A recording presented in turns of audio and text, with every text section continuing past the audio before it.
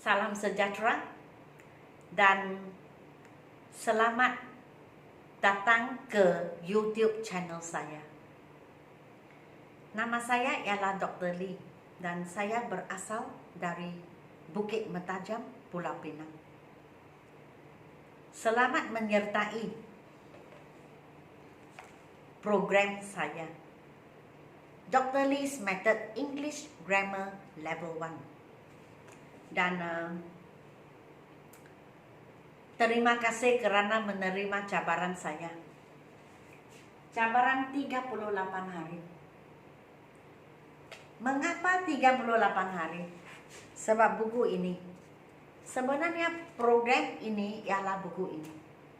Dan buku ini jikalau kamu buka, kamu akan lihat kandungan 38 bab yang berlainan, yang lengkap, yang kamu harus dan perlu tahu dalam bahagian grammar. Jadi di dalam ada 38 jenis yang berlainan, semua mengenai grammar. Dan cabaran ini 38 hari, maksudnya kamu mesti buat satu bab setiap hari. Jadi apabila sampai ke 38 hari, maka kamu sudah habis buku ini. Habis. Dan sudah cuba membuat 38 jenis grammar yang berlainan. Bayangkan, dalam 1 tahun, jikalau setiap hari kamu membuat satu bab, 365 hari dalam setahun, kamu akan habis membuat 9 peringkat, 9 buah buku, dari tahap 1 hingga ke tahap 9. Sebab jikalau hitung panjang, kita kira satu buku, sebuah buku ada contohnya 40 bab yang berlainan. Jadi 40 hari baru habis. 360 hari dalam setahun, kamu boleh buat 9 buah buku, 9 tahap. Dan masih ada 5 hari untuk berehat. Okey? Jadi jikalau kamu sudah habis buat 9 peringkat, 9 tahap, dan kamu hanya menguasai setengah, separuh, saya rasa sangat baik. Sekurang-kurangnya kamu sudah sampai ke tahap 4.5 ataupun tahap 4. Sangat baik. Okey. Hari ini kita ke bab ke-29 bahagian 1. Comparison of adjectives. So, ada 38 bab dihabiskan dalam 38 hari. Maka sekarang kita tinggal 9 hari sahaja atau 9 bab, dan kita sudah habis program ini dan sudah habis buku ini. Dan kami bermula pada 1 hari bulan Julai 2020. Okay? So, comparison of adjectives. Adjectives ialah sifat nama. Ia menggambarkan orang, binatang, benda dan tempat. Okay? Itu dipanggil nouns. Jadi contoh, a tall boy. Tall ialah adjective, boy ialah noun. Okey. Di sini jikalau kamu ada buku ini, sila buka ke muka surat 81. 81, 82, 83 ini. Comparison of adjectives. Ini semua nota yang saya beri. Macam mana tukar? Contohnya ini hard as, harder than, the hardest, semua. Di sini ada 60. Saya beri 60 nota tentang bagaimana bertukar, dan di sini latihannya. Jadi latihannya di sinilah. Saya beri baris pertama, kamu bekalkan baris kedua dan baris ketiga. Dan ini kamu mesti belajar dulu. Saya petik dari sini juga ke sini. Jadi kamu boleh cari jawaban dari sini dan dari muka surat sebelumnya.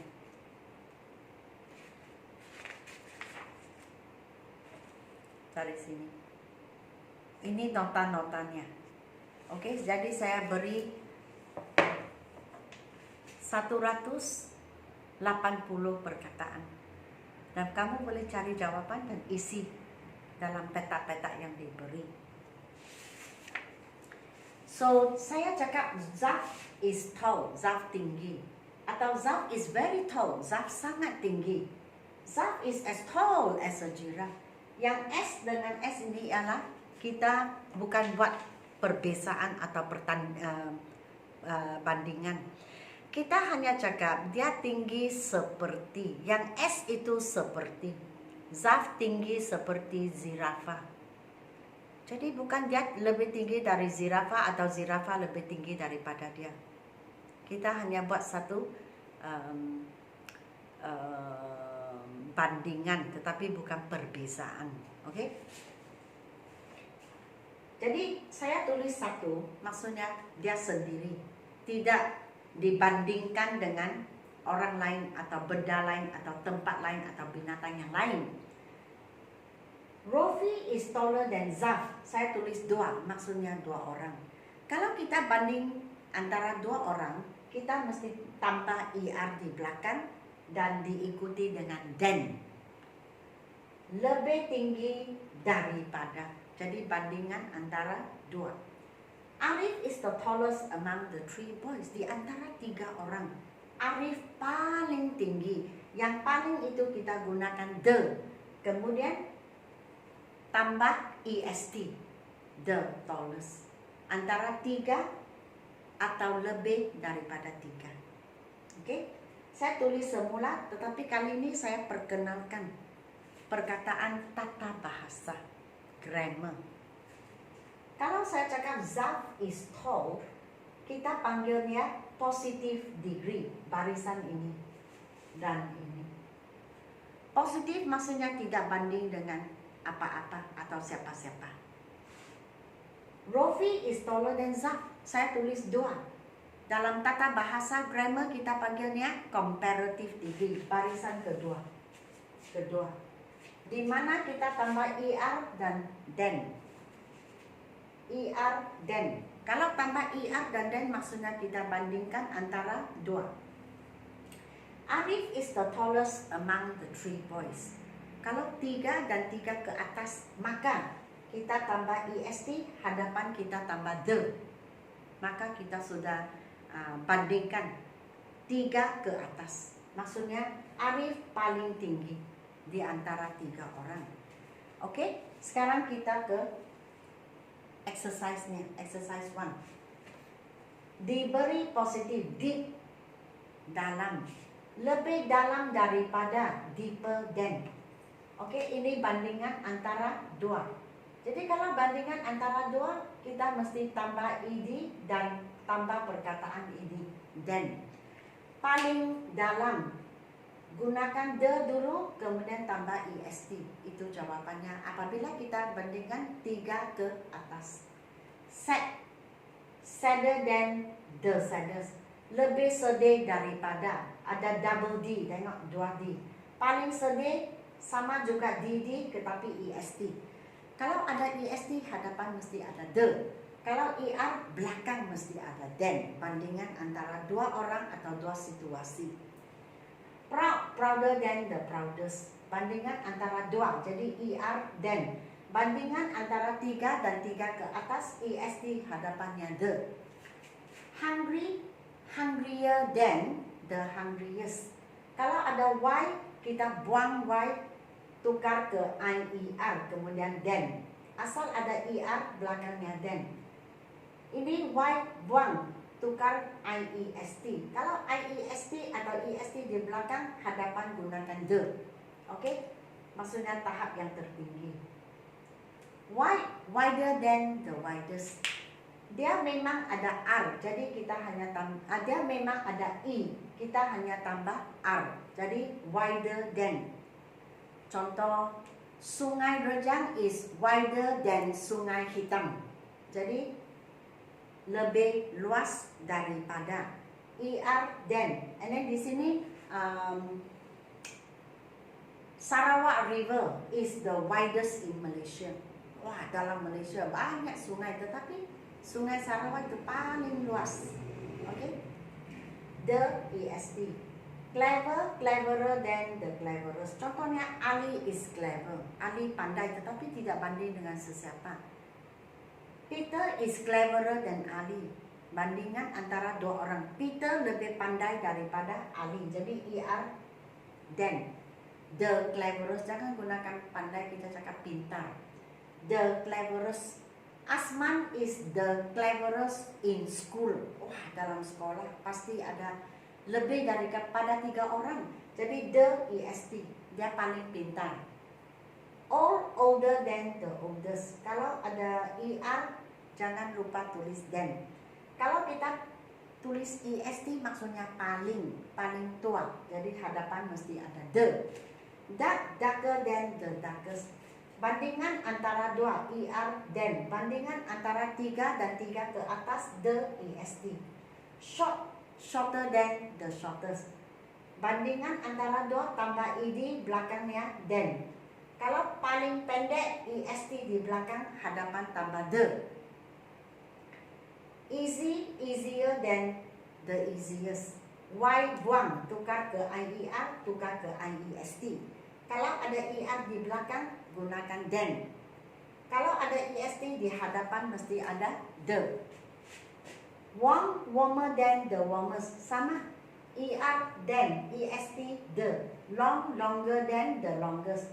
Ada tulis than. Ada EST, hadapan mesti ada the. Maksudnya paling panjang. Ini lebih panjang daripada bandingan antara 2.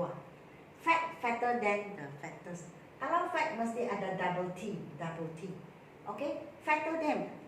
Lebih gemuk daripada. Jadi mesti ada than. Kalau EST hadapan mesti ada the. Small, smaller than the smallest. Mesti ada than. EST hadapan mesti ada the. Rich, richer than the richest. Gunakan than. EST hadapan gunakan the. Fast, faster than the fastest. Than. EST hadapan the. Young, younger than the youngest. Mesti ada than. EST mesti ada the di hadapan. Contohnya, Abu is young, muda. Rahim is younger than Yusuf, lebih muda daripada. Jadi than. Ini bandingan antara 2. And then di sini Sofyan is the youngest in his village. Lebih daripada 3 orang. Jadi the belakang EST. Oke, kita hanya habis separuh daripada latihan ini. Sebab latihan ini ada 34. Jadi saya ambil setengah. Separuh pun tadi saya sudah baca 51 perkataan. 17 kali 3. Dan sama juga masalahnya, janganlah sumbat semua. Sumbat masuk dalam, nanti kita tidak efektif. Oke, jadi saya buat separuh sahaja. Jadi ingat, kalau kita tidak banding tall, kalau bandingan antara 2, taller than, maksudnya tambah dan diikuti dengan than. Kalau kita bandingkan paling tinggi, paling pintar, paling pendek, maka kita mesti ada EST, tapi di hadapan kita mesti tulis the. Untuk bermaksud tahap paling tinggi. Oke, setakat ini sahaja. Sila beri saya like, share, dan subscribe. Dan jangan lupa untuk add saya atau follow saya di Instagram. Nama saya gunakan di Instagram ialah Susan Lee. Dan jangan lupa hashtag Learn with Dr. Lee. Dan postlah pengalaman, perasaan, dan progres kamu dalam Instagram saya atau di bahagian story. Okey, supaya kita semua bolehlah belajar bersama-sama. Di bawah video saya ada description box. Masuk ke dalam dan tengok-tengok butirnya. Di dalam description box ada satu peta. Dan peta itu kamu mesti tulis nama, alamat dan telefon number jikalau kamu ingin membeli buku ini. Okey, selepas kamu isi butir-butirnya, sila hantar ke WhatsApp saya. Hantar ke WhatsApp saya. Okey, nama, alamat dan telefon number kamu, dan kami di sini akan mengurus untuk mencetak buku dan hantar ke rumah kamu. Okey? Bagaimana kamu tahu sama ada harus atau tidak harus membeli buku ini? Adakah buku ini terlalu senang? Terlalu mudah? Sebab bagi banyak orang, apabila dia tengok level 1, dia fikir mesti sangat senang. Level 1 macam tahap 1. Jadi untuk mengetahui, inilah level 1. Sebab ini semua saya salin dari sini, tahap 1. Jadi ini tahap 1 buku saya. Jikalau tadi saya mengajar, kamu semua pun sudah tahu, dan semua tahu senang bagi kamu atau mudah bagi kamu, maka jangan beli buku ini. Sebab kamu memang sudah ada tahap 1. Tetapi apabila saya mengajar tadi, kamu rasa, wah, ada banyak yang saya belum tahu. Tapi saya ingin tahu dan mahu tahu dan ingin mencuba. Maka pergilah ke description box, isilah peta itu, paste dan hantar ke WhatsApp saya. WhatsApp kepada saya nama, alamat dan telefon number kamu jikalau kamu ingin membeli buku ini atau kamu rasa perlu membeli buku ini, maka WhatsApp kepada saya. Okey, dan sebelah sini kami akan urus untuk menghantar buku ke rumah kamu. Okey, sekian, terima kasih. Jangan lupa like, share dan subscribe. Dan sehingga kita berjumpa di lesson 29 bahagian 2. Okey? Terima kasih kerana menonton video saya. Selamat tinggal.